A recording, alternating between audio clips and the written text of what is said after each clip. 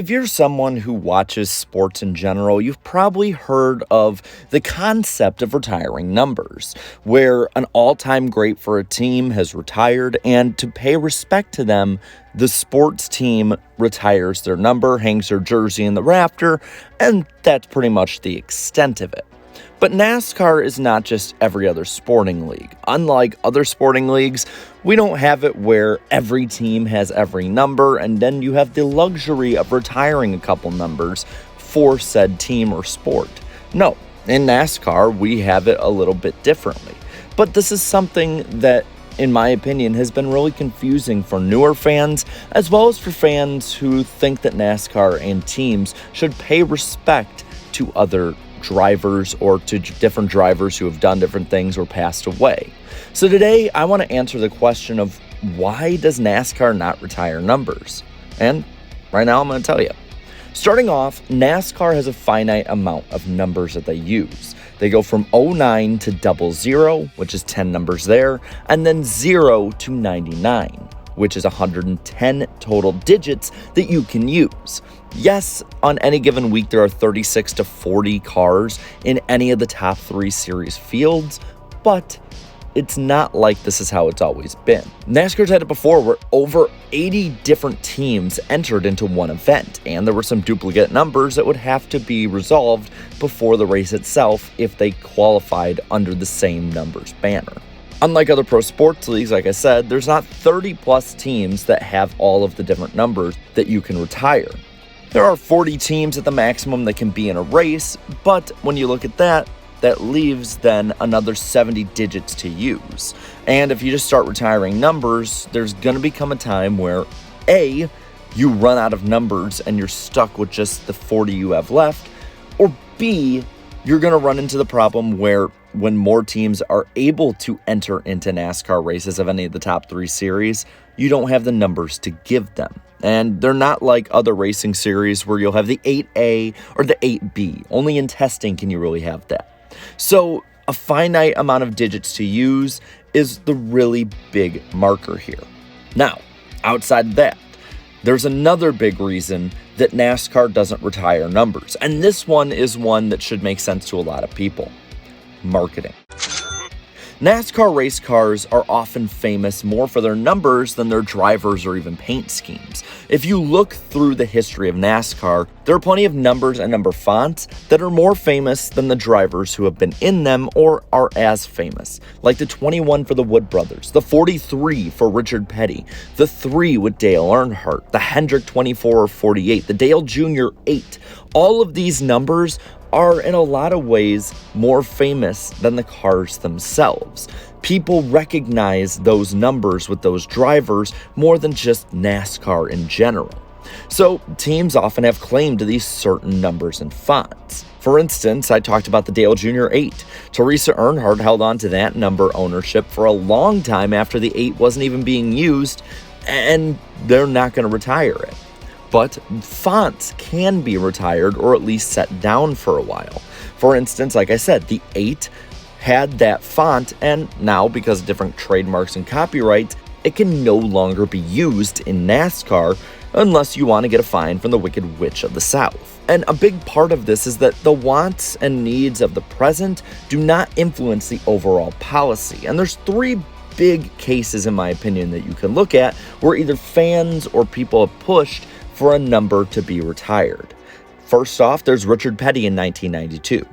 Richard Petty drove the 43 car to copious amounts of wins, more than any other driver in NASCAR history. The Petty Blue 43 car is one of the most famous in all of racing, but in 1992, his career was coming to an end.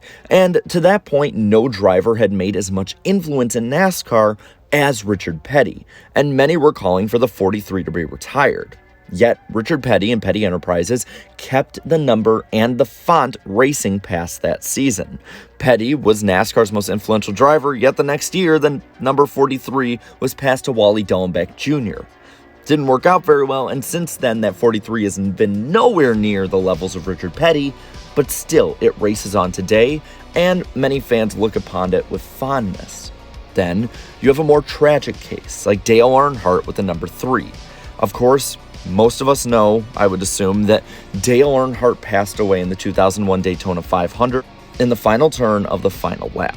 It was the darkest day in NASCAR history, and Earnhardt's tragic passing brought hiatus but not a retirement for the number 3.